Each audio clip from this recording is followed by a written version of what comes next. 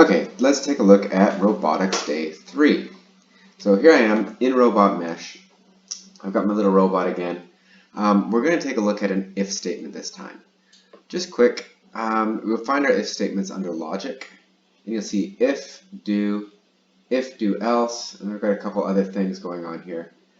Just for the basics today, we're going to say if, do, else. I'll pull that in.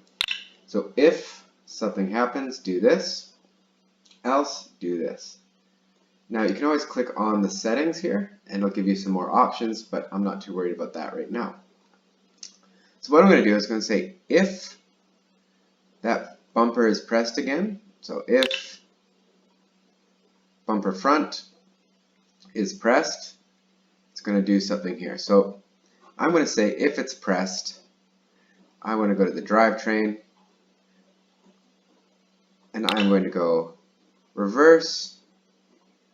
I'm just going to say a power of 30, nice and manageable, and let's say 300. So we'll just go backwards a little bit. So if that button is pressed, it's going to go backwards.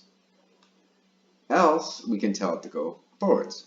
So if I go drivetrain again, begin driving forward, forward, we'll just set power to 50, and we're going to see what happens here. Now, I know that this isn't correct, so if you've done this sort of program before, you'll know. But let's just hit play and see what happens. So stop, play again. Essentially, it's just doing nothing because it's just looking and saying, okay, it's not pressed. Well, okay, then we should be driving forward. I don't know why it doesn't.